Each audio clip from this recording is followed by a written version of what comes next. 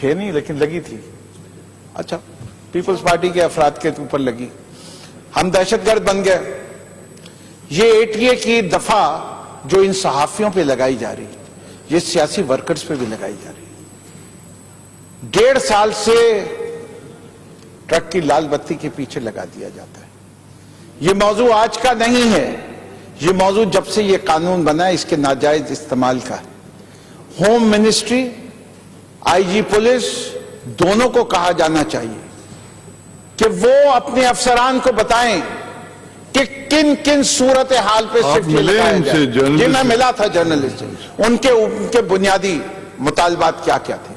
انہیں کہا نہ صرف کہ ہم پہ ATA لگایا گیا, تھانوں کے اندر ان کو برہنہ کر کے ان کی پٹائی کی گئی. صرف یہ نہیں رکے یہاں, انہیں سندھ سے پکڑا اور پنجاب میں لے جا کے دوسرے تھانے میں اپنے تعلقات کے ذریعے وہاں جمع کروا دیا. اور وہ در در پھر رہے ہیں. وہ پچھلے 4 ماہ سے ہر دروازہ کھٹکھٹا رہے ہیں.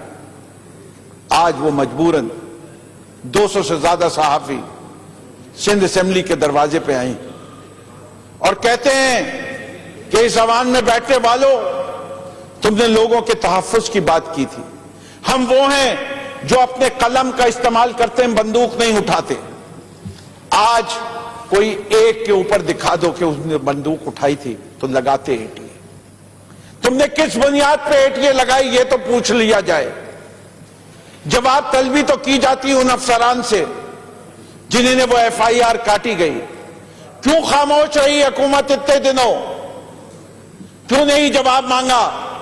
آج بھی وہی پھسپھسا سا جواب کہ ہم یہ کمیٹی میں لے جائیں گے, ہم وہ کر دیں گے, ہم یہ کر دیں گے. ہونا وانا کچھ نہیں. صاحب نے تو جی میں بتا رہا ہوں کہ جب تک کوئی یہ مدت نہ دے